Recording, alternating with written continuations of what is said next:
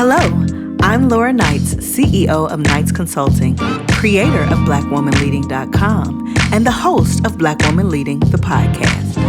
This podcast amplifies the needs and experiences of Black women leaders in the workplace with a holistic focus on three core areas: leadership development, mental wellness, and relationship management. Our ultimate aim is to help Black women learn, heal, and grow in their leadership capacity.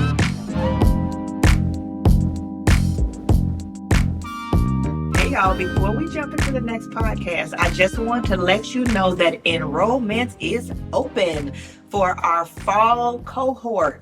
Our early career and our mid-career program, we are now registering for our next cohorts that start the week of August 18th. So you can visit our website to learn more. There's an early career page to learn about that program. There is a mid-career page to learn about that program. We're hosting information sessions so you can learn about the program. We're also having the opportunity for you to sign up for an individual call with a member of our team to ask your questions. However you want to get the information, visit our website at blackwomanleading.com. We'd love to work with you in one of our cohort programs that infuse not only strategy for your career development, no matter where you are on your journey, but also some coaching, some support, and most importantly, some community. You do this work growing as a leader, growing in your career development in the community of other Black women. Our registration for our early career and our mid-career programs also include a ticket to the 2026 Black Woman Leading Live Conference and Retreat.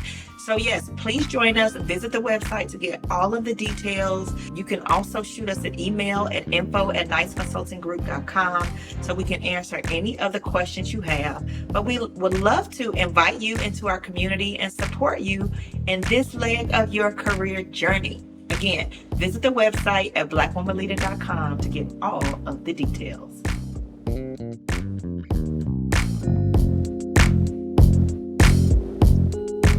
Okay, so welcome everyone. Today we are talking about using your introvert superpowers with our guest expert, Dr. Nicole Bryan. Welcome, Dr. Nicole. Thank you so much. Thank you for having me, Laura. I am so excited to be here today and to get into this topic with you. Awesome. So we're going to jump into this, but before we get into it, let me give you all the official on Dr. Nicole. Dr. Nicole A. Bryan went from the block to the boardroom and is now a certified leadership career coach, organizational consultant, and psychotherapist with 25 plus years experience helping introvert women define their own success, lead with confidence, expertly navigate company politics, and secure their executive seat to maximize their income, influence, and impact. Nicole's clients and their results span several industries, including healthcare, technology, communications, financial services, consumer goods, and education. Nicole's world-class programs at the Change Doc LLC integrate psychology, key business principles, organizational behavior, and decades of real-world experience as a corporate executive to empower introvert women to make a difference, lead bolder, and create positive change for themselves, their teams, and the world. So as we always say, we never invite anybody that doesn't have receipts. And as you can see, Dr. Nicole has the receipts for you, baby. Okay. So why this topic? First of all, I wanted to do something for the introverts, okay? I'm not an introvert, in case you haven't noticed if you've been watching the podcast or listening for a while. I'm an extrovert. I'm an extrovert's extrovert. However, over the years, and even think about some of the brilliant people on our team, have worked with a lot of introverts, have coached a lot of introverts, have a lot of our Black Women Leading participants that are introverts. And we'll get into it in the discussion, but there are some research indications that show that sometimes there is some resistance or some bias that introverts experience in the workplace. And so we wanted to bring someone who's a bona fide expert to give a little something for the introverts and say it's not about being someone different than who you are, but how can you maximize the unique things that your profile brings, that your style brings. And so Dr. Nicole is here to talk about that. And we met Dr. Nicole, I believe your PR team reached out and shared about some of the work that you're doing. And I'm like, oh yeah, that fits with the podcast. We had an intro call. It was a beautiful exchange. And so here we are today. And so Yes, we are. excited to jump into this conversation. Same here. Same here. Yep. So, Dr. Nicole, I want to get started with a question we always ask all of our guests here on the podcast, no matter what the topic. What does the phrase Black woman leading mean to you? And can you share just a little bit? We know some from your bio, but just a little bit about your journey as a Black woman leading and how you came to do this current work. Yes. So Black woman leading to me means means me, right? It means the opportunity now in this day and age for Black women to take their rightful place in leadership roles, like all levels of organizations, leading from in their homes, leading, in their work, leading in their personal life, like everything. I Yeah. think to me, it's the epitome of final recognition. We always knew it, like we as Yeah. Black women always knew it, but I think we're now in a place where we're showing the world at large what Black women can do, right? And Yeah. that's what excites me to the nth degree. So for me, I always think about when I first realized that I had what I would call leadership qualities. And I think it's interesting, and I'm sure, if as I describe it now, many of us will likely be able to trace it back. But when I think back to when I was a little girl in grade school, I was always the first person to be raising my hand to answer a question. If that was you, you were probably demonstrating leadership qualities, right? Yeah. Or if you were, on the playground, you were the one organizing the games. That's leadership qualities. Yeah. If you were at any point in time at growing up, the person that people flocked to for their opinions, you didn't have to be the loudest. You could have been the quietest, and people would still be, Yeah. side kind of giving you the nudge to ask you what you thought about something. That's leadership. Yeah. And so when I think back to I didn't always think of it that way, but if I was asked to trace my leadership interests back, I would go all the way back to then. And I think Wow. that through time, I exhibited some of those things, but then I also, I was the cheerleading captain, for example. I was the individual who was winning storytelling contests of my school district. So all of those, I think, are small experiences that kind of led to me as an adult wanting to have more official leadership roles and Yeah. responsibilities. Yeah, I love that.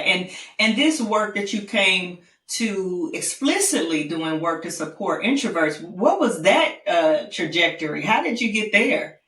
Honestly, it was a little bit of my own personal experience, and then also seeing how Black introverted women in particular were treated or viewed inside organizations that I worked with. So, when I say my own personal experience, my first official job after I graduated college was in like 1995, 1996. So I'm dating myself. I'm showing my age. That's okay. You look Um, good, girl. You look good, girl. thank you. So it was like 1995, 1996. And I remember, and that was my first role. I would say probably for the first 2 or 3 companies that I had the honor of working for. And they were big companies like IBM, Citibank, right? So big organizations that I was I wasn't necessarily playing small, but I was quiet. I was Yeah. quiet. I was, very much watching how things, went down inside the company, but no one really took me under their wing to kind of show me the ropes, Yeah. right? And at that time, this was several decades ago, but at that time, there definitely weren't a lot of prevalent professional Black women who were, in senior leadership positions. Yeah. Definitely not at that time. So it wasn't then that I, thought of how I could contribute, but I through those 2 or 3 experiences, I realized that there was definitely a gap in terms of leadership programs. So I got the opportunity to participate in a number of leadership programs, some that were dedicated to all women, some that were not. But even in those programs, we talked about what the company might want for you to how they want you to show up as a leader, but not necessarily anything about your innate abilities. Yes. And there is a special place for introverted females, particularly Black women, to show up as themselves, which is uniquely different than everybody else. But no one was kind of calling that out or, helping us kind of figure out what those innate qualities were and how we could leverage it to kind of further not only our priorities, but also the organizations that we serve. So that's kind of how I kind of niched in. And it was to me, a natural calling because it was serving myself. But that's how I kind of came to dedicate my business to introverted Black women. Yeah, I love that. And I want to jump more into these qualities, and you refer to them as superpowers in just a second. But I want to just to level set and make sure, the listeners, and we're talking about the same thing. Oftentimes when people hear introvert, they just think about, the shy person, but it's really not that, right? That might be a behavior or personality kind of demonstration. But when we talk about introversion, extroversion, can you just give a little bit of insight into what are we talking about there so that everyone understands? Absolutely. And I'm glad you asked that question. Yeah, it's a great question. And I do think that there is a lot of maybe myths or misinformation about what introversion is. And the beauty, what I love about introversion and extroversion is that it's a spectrum. It's truly a personality spectrum. High extroversion is on, one end of the spectrum. High introversion is on the other end of the spectrum. But the reality is every single person, whether you define yourself as an extrovert or you identify as an introvert, we all have both introversion and extroversion qualities, right? And tendencies. They may be different situations, right? So for example, Laura, you mentioned that you came out the gate and you were like, I'm an extrovert. If you know anything about me, I'm an extrovert. But I am sure that there are times where you need to, a little space and time by yourself to re-energize and replenish. That's an introverted quality or introverted tendency. Same for me. I am very much on the I call myself an uber introvert. But there are times where I am out there and I'm socializing. I need other people's energy to kind of to boost me up. That's an extroverted tendency. But that's really what it is. When we define introversion versus extroversion, it's really about where you get your energy from, what your natural inclination is in terms of how you kind of want to replenish your energies. And so, and that really is the definition. Now, some people will attach other things to that. So there's plenty of introverts who need to be by themselves to re-energize, but they're very social. Like they are, they might be more outgoing than some extroverts are, but when they need to replenish, they get their energies by time by themselves, right? And then it would be remiss if I didn't say that there's also something called an ambivert, which is someone who has on a regular basis doesn't lean toward introversion or extroversion, but they see themselves in the middle, right? There are plenty of tests out there that kind of you can, psychological assessments, even leadership assessments that can tell you or diagnose you in terms of whether you truly are an introvert, extrovert, or ambivert. But most of us never take the test. We kind of just know based on how we engage with others. So it's about that energy. Introversion, on the introversion side, I need to go kind of within to restore. I need that time to self, that quiet time to restore. Extroversion is really pulling the energy from external sources a lot of times, other people, environments, etc. So, okay, we're on the same page about that. Everybody listening, you clear. Okay, so let's jump into these superpowers because I think really amplifying this and empowering people is what we like to do here. Tell us more about the introvert superpowers. Like, what are these superpowers, and how can leaders leverage them in the workplace? Yeah. So there are a ton of them, and I'll just highlight a few Yeah, for our conversation. But I think the beauty of introversion is that there's so much diversity, right, in terms of how that kind of shows up. So every introvert that I've met honestly has been different than the next introvert or the last introvert that I've met. Same thing, it's a part of the human experience, right? So yes, it's about yes, every human being. But there are some common traits that the majority of introverts, I would say, would claim and say, yes, that's me. One of them is because we kind of tend to get our energy from inside of our own selves and from quiet spaces, we are usually not the first person in a room or meeting to vocalize or speak up. yeah, And the beauty of that is sometimes that can be misinterpreted, but the beauty of that is when we're not speaking, we're really good at observing. So we can see people's body language in a meeting. We can see, how individuals might be interacting with each other, who may be saying one thing, but the way they're yeah, showing up is very different. So being observant is definitely what I call a superpower or a strength of introverts.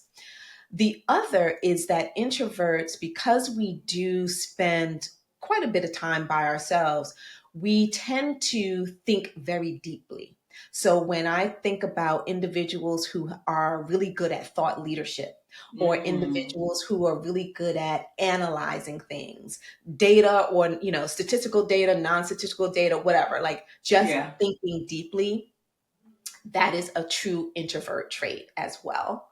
The other thing, and I think this is a little misnomer out there, one of those myths, that introverts tend to be really good at building significant relationships. So yes, we may not need 50,000 connections, or when we go to network, we may not like to do it in a large conference environment, but because of that deep thinking part of us, yeah, because of that thought leadership, we tend to build few but very deep and meaningful relationships, the kind that last a very long time, and the kind that are very comprehensive. So we might have five good professional friends and relationships, but those five are ones that serve us, like maybe serve us in a much more meaningful way than yeah. maybe somebody else who has 50. So those are just a couple of examples, but those, to me, those are, when you know how to leverage those to your benefit, they are true strengths of introverts and very much superpowers. Yeah, I love that. And as you're talking, I'm glad you used the word leverage, because I'm thinking of that being able to read the room and pick up the unspoken things can really be leveraged for influence, right? And to drive people Absolutely. to action, to buy in. Can you talk a little bit about in your work, either as an introvert yourself or in your work coaching introverts, how you've seen people, examples of leveraging these superpowers in the workplace environment? Sure. So, for example, and the examples I'll use will be myself and some of my clients as well. So, I do think that it's a fair statement to say that most organizations are run from an extrovert lens.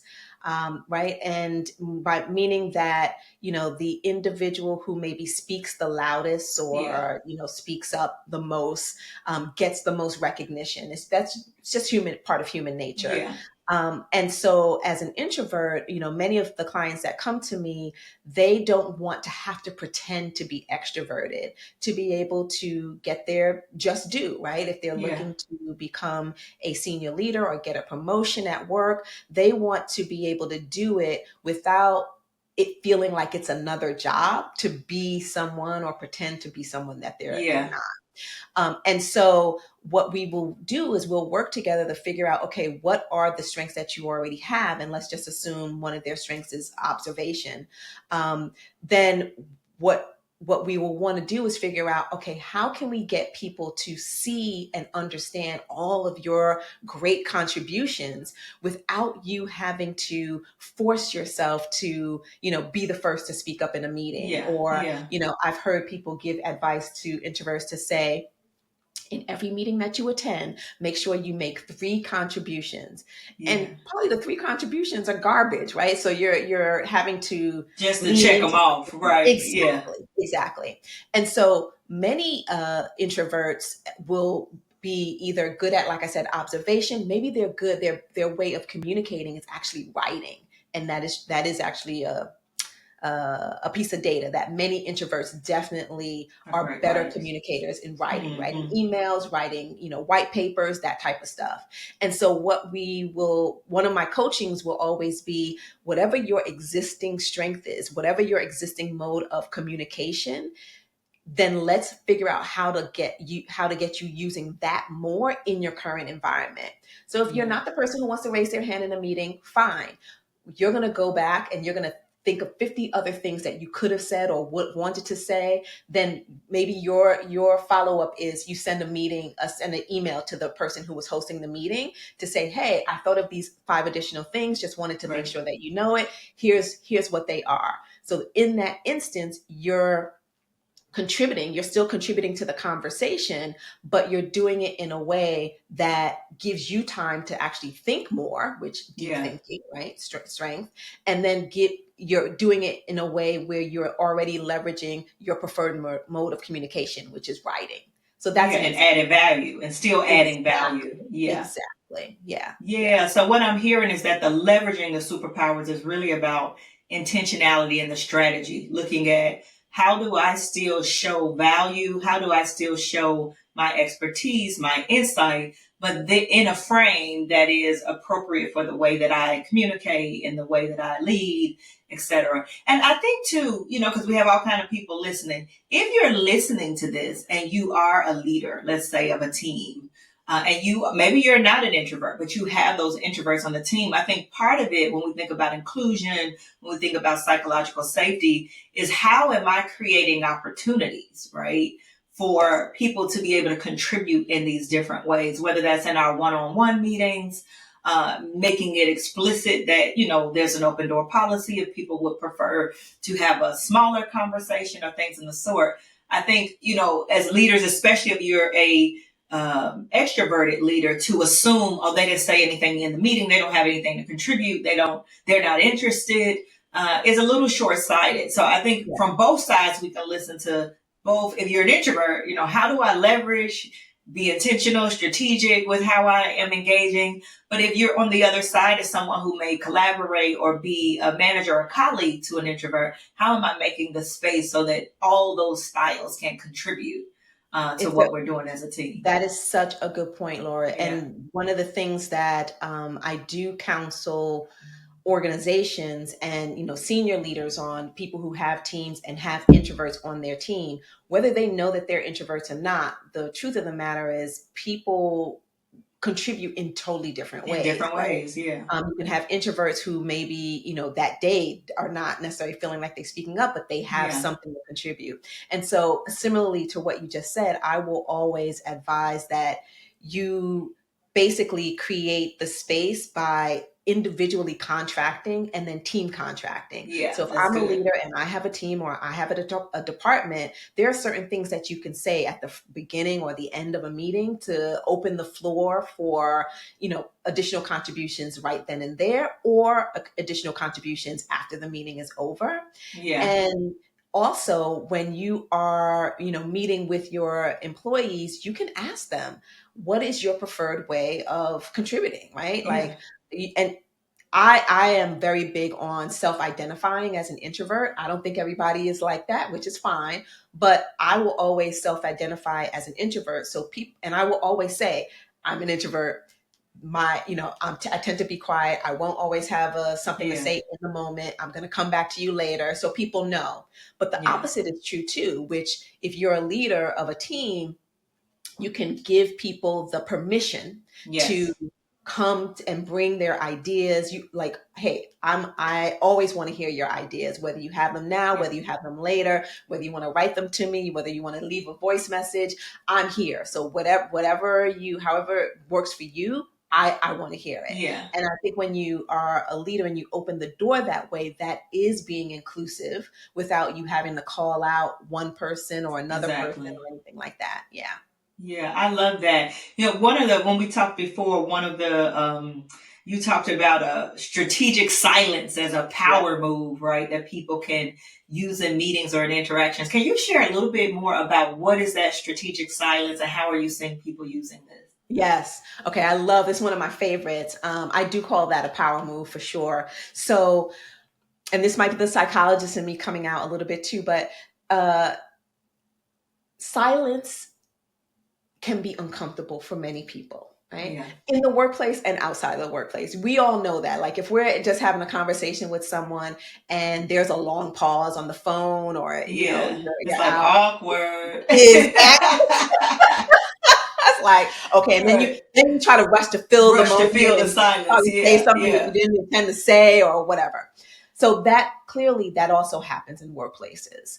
And I think for introverts in particular, we do feel like, okay, we're being quiet. Are people seeing that we're being quiet? Like, are people recognizing, am I supposed to say Yeah. something? And so I like to advise my clients to use strategic silence in two ways: public speaking. And when I say public speaking, I mean speaking in any situation where there's an audience. So it could Yeah. be a meeting with, with just your team. It could be somewhere where you're talking to like 300 people. But when you use strategic silence, you are choosing the moments when you pause your part of the conversation to either let a point sink in, to either let you have a moment to read the room, like make eye Mm. contact around the room to get the sense of whether what you're saying is hitting, whether it's not.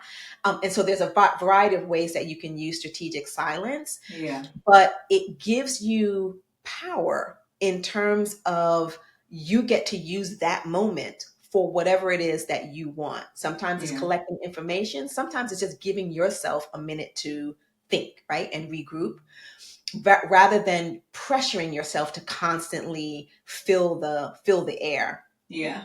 Personally, my favorite way of using the power move of silence is actually in one-on-one conversations, because you can really focus in and Mm. see. It really is. I'm getting so excited. It really is a power move because you know why you're doing it and the other person does not, and you can see them either squirm or Huh? they lean into the moment with you.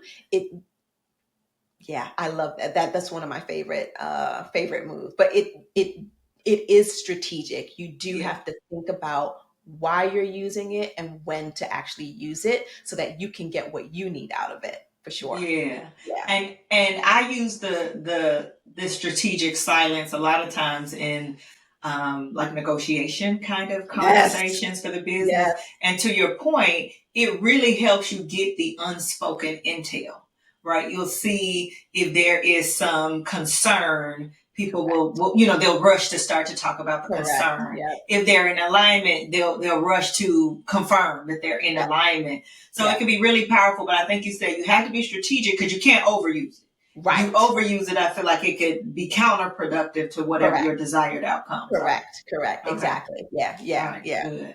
So, okay, this is really good. So, research indicates while we're talking about this influence and how a lot of these superpowers can be Yeah. used for influence, there's some research, particularly around like self advocacy, asking for what you want, around political savvy and navigating workplace politics. There's some research that indicates that introverted personality types may experience some disadvantages, and more about others' perception of them, right? Others thinking they don't want it enough or they don't, that kind of thing. And so when you think about, I know we talked about in your bio, helping introverts to really navigate the office politics situation, which is really what the political savvy competency is about. So I would love to just hear your insights on kind of what advice do you have for those introverts who are not, necessarily going to be the first one or the one schmoozing with everyone that's seen as the go-to strategies for political savvy or influence. What ways can they advance if they're not playing that traditional game of office politics? Yeah, I love this question. So, and it's funny because I'm working on a new model to help my clients. But what I will say is that the very first thing that when I have clients who have, they're reticent to kind of deal with office politics, and frankly, from a moral standpoint, as well as from a, action behavior standpoint. Exactly. Which we totally get that. What I tend to advise them of the very first thing that I work with them on is actually changing their mindset about it. Because office politics have over time gotten kind of this very dirty rap. And I think it's because we associate it with the old white boy network, right? Like the old man club network. And we, as Black introverted women, we don't want nothing to do with that. I'm sorry, Black women, we want nothing to do with that. Totally get it. But at the true core of things like networking and office politics, it's really about relationship building.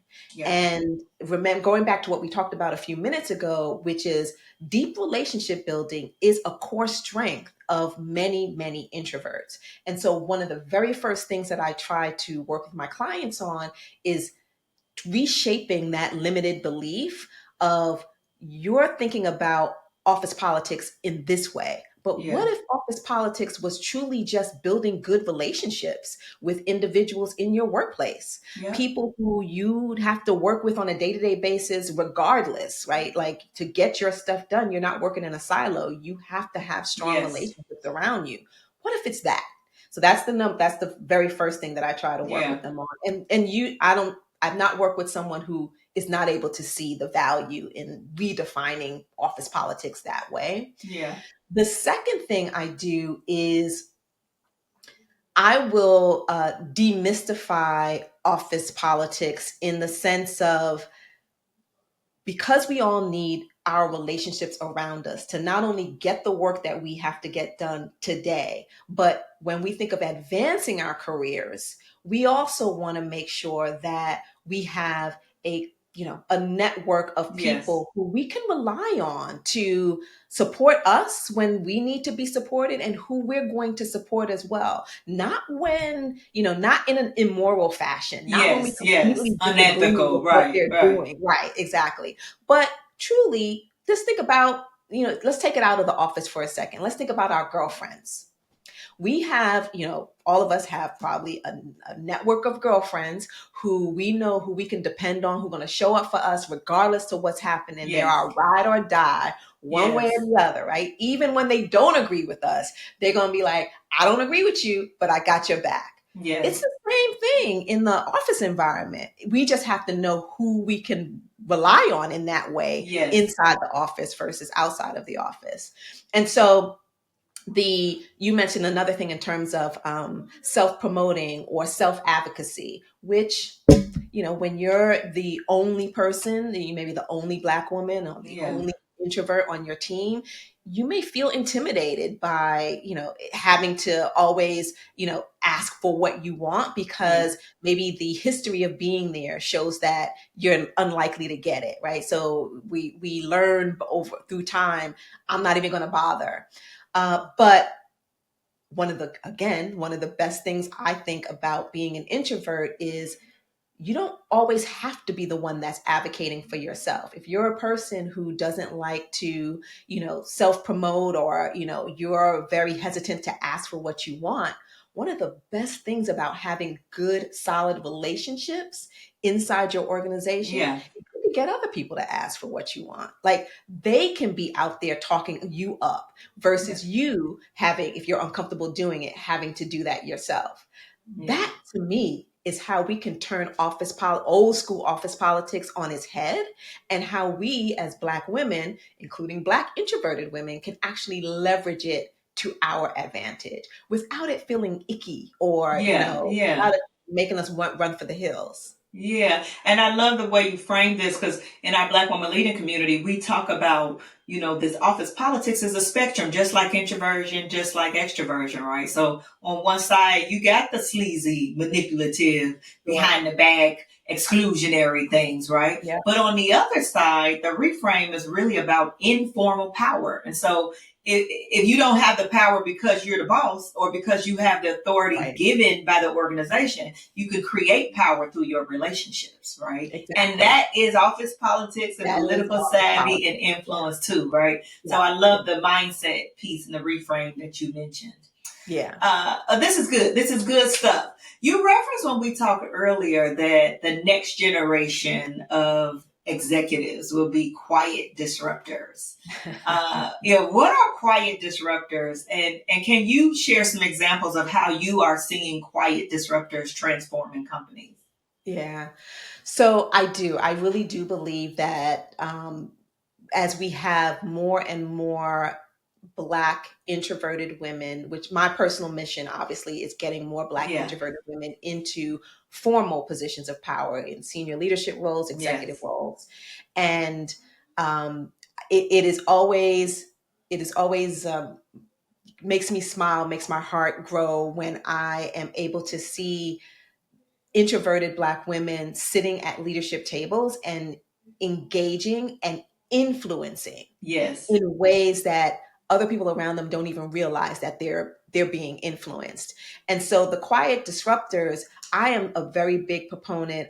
My name of my company is called the Change Doc. I'm very big on creating change at the individual level, as we love to learn. Many of us as Black women love to learn and grow, right, and Yeah. personally and professionally. So as individuals, I am an advocate for change, but then also because we now are in organizations where 50 years ago we weren't even present, right? So now we're there, and now we're not only there, but we are demanding to be heard, to be seen, to be Yeah. rewarded. And we are claiming leadership roles. Because of all that, I am seeing, experiencing, and coaching my clients to create the change that they want to see. Yeah. And so I do really believe that there is a place for all of us, meaning there are our entrepreneurs who are, working outside of the traditional corporate settings,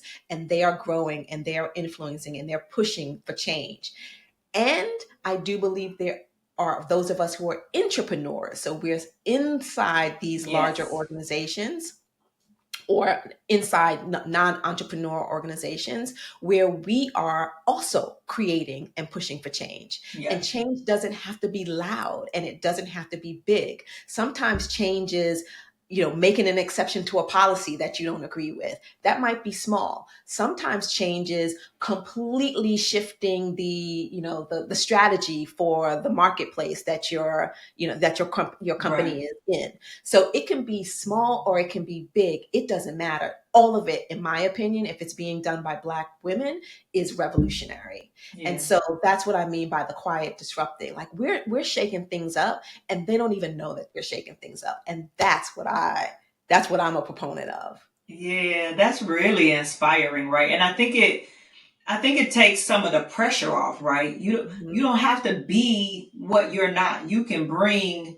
that those superpowers, right? That expertise, your eye, because you've been observing this situation Right. down to the nuance more than anybody else, and really bring that. But I'm with you, like seeing that combo is a power pack of having those superpowers, but then also being in formal positions of power too, so Correct. that you can Correct. more quickly and efficiently implement the change that you want to see. I love Exactly. that. Exactly.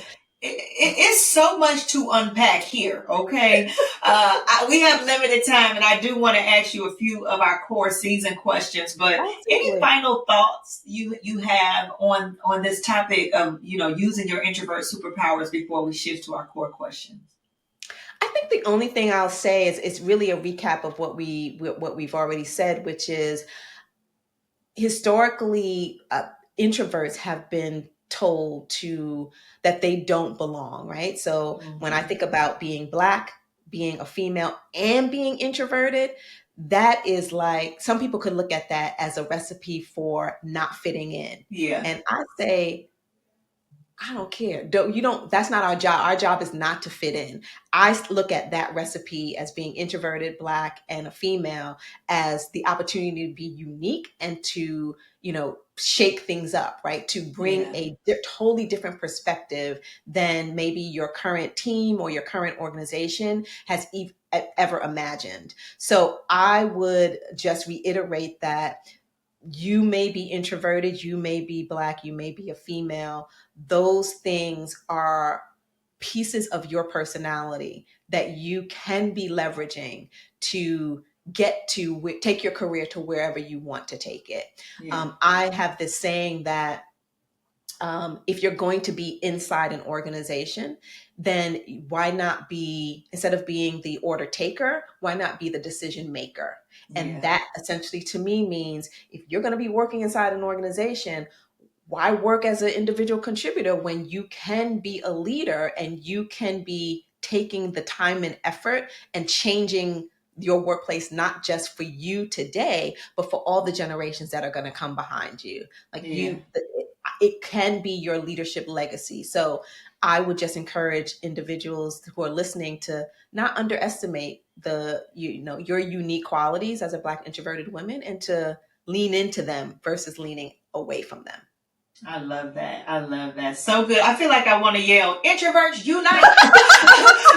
I'm like, I'm not even an introvert, but I'm like, yes. I love it. I love it. Okay. Power. Yeah. Listen. Claim it, ladies. Claim it. I love it.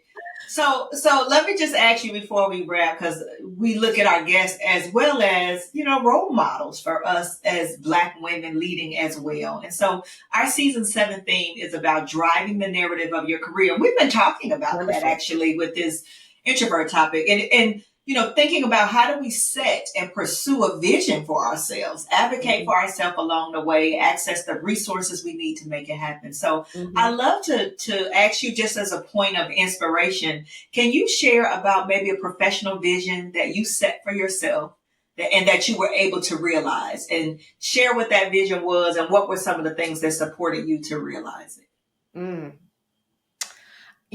I would probably say becoming an executive. It wasn't, like I said, when earlier on in my career, I just wanted to work. I just wanted a job. I didn't necessarily set out in my career to be an executive. But once I realized the informal and formal power that came with that title, I saw it as my way to truly make an impact, right? Yeah. And so when that thought first came to me, I was actually working in a nonprofit organization, and I had what many of us have had before, a bad leader. She was a good person, but she was a horrible leader. And since it was a small organization, and when I say small, it was less than 50 people. Okay. There wasn't a lot of, and I'm sure some of your listeners are probably in this situation now, there wasn't a lot of room to grow in terms of a career track in that organization. So I was forced to think about, okay, should I leave? Like, she was a bad leader. There wasn't a lot of career growth. And I was really already thinking about, okay, what's the timing? How long do I have to stay here? When can I kind of exit? And it dawned on me that, hey, she's not a good leader. She's great at some things. Like, she was exceptional at externally facing things, meaning fundraising, interacting with the board of directors. She was really, really good at that. But people leadership and operations was not her thing. It dawned on me, hey, there's a place here. Like, you're really good at those things. So why not pitch? Why not ask her, hey, can I play this role for you? It would help her out. It would help the company out, and it would be growth for you. And I remember, and as an introvert, talk about self-advocacy, that's not my natural thing. Talk about selling myself, selling my capabilities, that's not my natural thing. My natural inclination is waiting for someone to actually tap me on the shoulder to say, hey, you're really good at this. Do you want Y and Z? But that was the first time that I because being able to do that would make me her number two, like, so make me the number two person in the organization.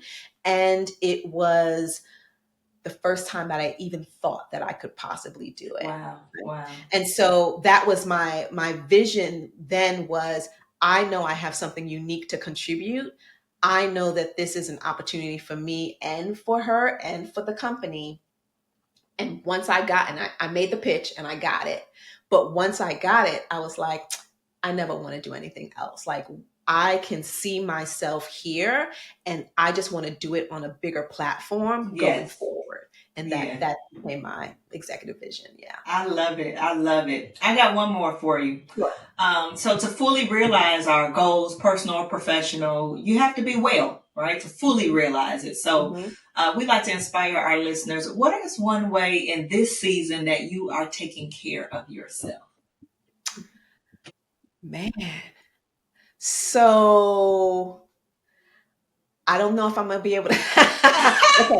So everybody says this at first. You just gotta think a little bit. Yeah, I love the question. So I have a paradigm that I use with myself and with my clients. It's actually called, believe it or not, it's called career wealth. But the career wealth is not around financial. It's not money necessarily. It's a holistic wellness paradigm.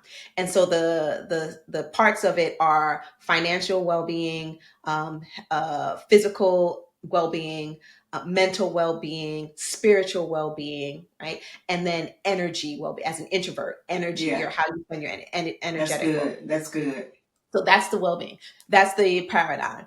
If I had to pick one leg of that I'm really focusing in on right now, it is the physical. So I'm focusing on all, but the physical piece is important to me. So for me, I am one of those people who, if I do not move my body, my mind is not going to follow. Working. Like, I get it. Work out or do something in the morning, I can't, you'll know, like, you'll be like, you okay, Nicole? Because you seem off today. Like, my team will be like, what's wrong?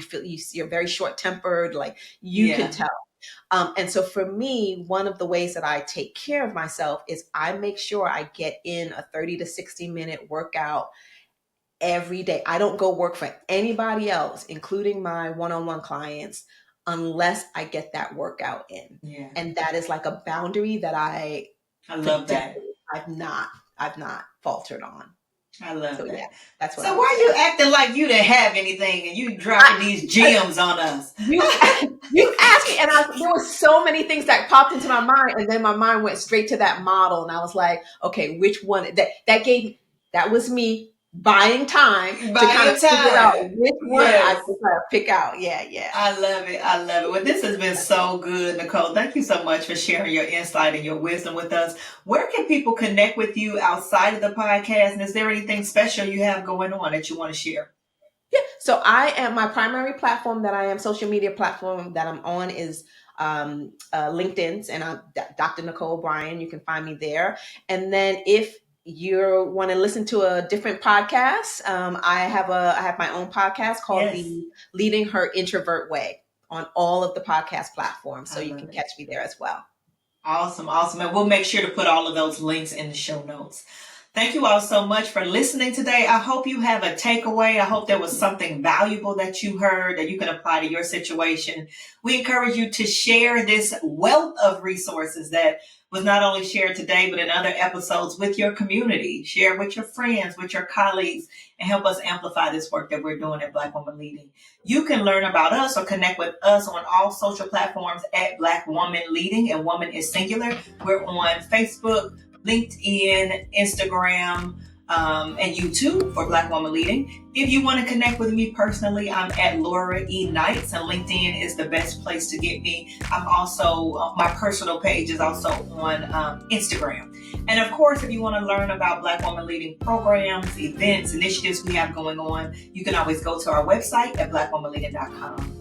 If you'd like to hear about any of our work we're doing inside of organizations on the leadership or the team development side, you can check out our corporate site at knightsconsultinggroup.com. We would love to connect with you in any of these ways. And until next time, be well.